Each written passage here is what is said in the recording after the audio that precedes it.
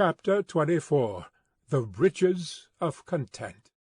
When the wonderful tidings reached the ears of Queen Ginger, how Mombi the Witch had been captured, how she had confessed her crime to Glinda, and how the long-lost Princess Ozma had been discovered in no less a personage than the boy Tip, she wept real tears of grief and despair.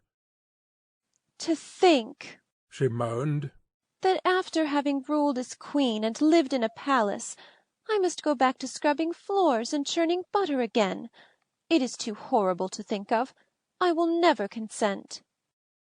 So when her soldiers, who spent most of their time making fudge in the palace kitchens, counselled Ginger to resist, she listened to their foolish prattle, and sent a sharp defiance to Glinda the Good and the Princess Ozma. The result was a declaration of war, and the very next day Glinda marched upon the Emerald City with pennants flying and bands playing, and a forest of shining spears sparkling brightly beneath the sun's rays. But when it came to the walls, this brave assembly made a sudden halt, for Ginger had closed and barred every gateway, and the walls of the Emerald City were builded high and thick with many blocks of green marble. Finding her advance thus baffled, Glinda bent her brows in deep thought, while the Woggle-Bug said, in his most positive tone, "We must lay siege to the city, and starve it into submission. It is the only thing we can do." "Not so," answered the Scarecrow. "We still have the Gump, and the Gump can still fly." The sorceress turned quickly at this speech, and her face now wore a bright smile. "You are right," she exclaimed, "and certainly have reason to be proud of your brains. Let us go to the Gump at once." So they passed through the ranks of the army until they came to the place near the Scarecrow's tent, where the Gump lay. Glinda and Princess Ozma mounted first, and sat upon the sofas. Then the Scarecrow and his friends climbed aboard, and still there was room for a captain and 3 soldiers, which Glinda considered sufficient for a guard. Now, at a word from the Princess, the queer thing they had called the Gump flopped its palm-leaf wings and rose into the air, carrying the party of adventurers high above the walls. They hovered over the palace, and soon perceived Ginger reclining in a hammock in the courtyard, where she was comfortably reading a novel with a green cover and eating green chocolates, confident that the walls would protect her from her enemies. Obeying a quick command, the Gump alighted safely in this very courtyard, and before Ginger had time to do more than scream, the captain and 3 soldiers leaped out and made the former queen a prisoner, locking strong chains upon both her wrists. That act really ended the war, for the army of revolt submitted as soon as they knew Ginger to be a captive, and the captain marched in safety through the streets and up to the gates of the city, which she threw wide open. Then the bands played their most stirring music, while Glinda's army marched into the city, and heralds proclaimed the conquest of the audacious Ginger, and the accession of the beautiful Princess Ozma to the throne of her royal ancestors.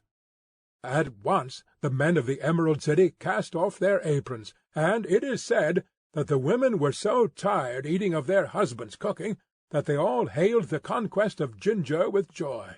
Certain it is that, rushing one and all to the kitchens of their houses, the good wives prepared so delicious a feast for the weary men that harmony was immediately restored in every family.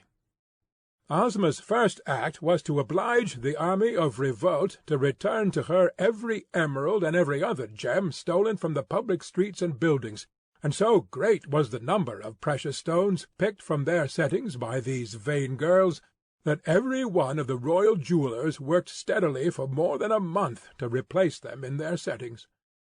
Meanwhile the army of revolt was disbanded, and the girls sent home to their mothers. On promise of good behaviour, Ginger was likewise released. Ozma made the loveliest queen the Emerald City had ever known, and although she was so young and inexperienced, she ruled her people with wisdom and justice, for Glinda gave her good advice on all occasions, and the Woggle-Bug, who was appointed to the important post of public educator, was quite helpful to Ozma when her royal duties grew perplexing.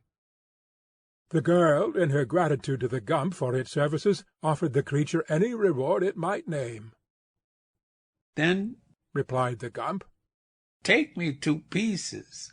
I did not wish to be brought to life, and I am greatly ashamed of my conglomerate personality. Once I was a monarch of the forest, as my antlers fully prove, but now in my present upholstered condition of servitude, I am compelled to fly through the air, my legs being of no use to me whatever. Therefore I beg to be dispersed." So Ozma ordered the Gump taken apart. The antlered head was again hung over the mantelpiece in the hall, and the sofas were untied and placed in the reception parlours. The broom-tail resumed its accustomed duties in the kitchen, and finally the Scarecrow replaced all the clotheslines and ropes on the pegs from which he had taken them on the eventful day when the thing was constructed. You might think that was the end of the Gump, and so it was as a flying machine. But the head over the mantelpiece continued to talk whenever it took a notion to do so, and it frequently startled, with its abrupt questions, the people who waited in the hall for an audience with the Queen. The Sawhorse, being Ozma's personal property, was tenderly cared for, and often she rode the queer creature along the streets of the Emerald City. She had its wooden legs shod with gold, to keep them from wearing out, and the tinkle of these golden shoes upon the pavement always filled the Queen's subjects with awe as they thought upon this evidence of her magical powers. "The wonderful wizard was never so wonderful as Queen Ozma," the people said to one another in whispers, "for he claimed to do many things he could not do, whereas our new queen does many things no one would ever expect her to accomplish." Jack Pumpkinhead remained with Ozma to the end of his days, and he did not spoil as soon as he had feared, although he always remained as stupid as ever. The Woggle-Bug tried to teach him several arts and sciences, but Jack was so poor a student that any attempt to educate him was soon abandoned.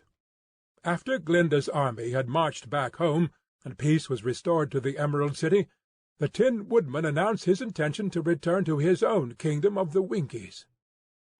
"It isn't a very big kingdom," said he to Ozma, "but for that very reason it is easier to rule, and I have called myself an emperor because I am an absolute monarch, and no one interferes in any way with my conduct of public or personal affairs.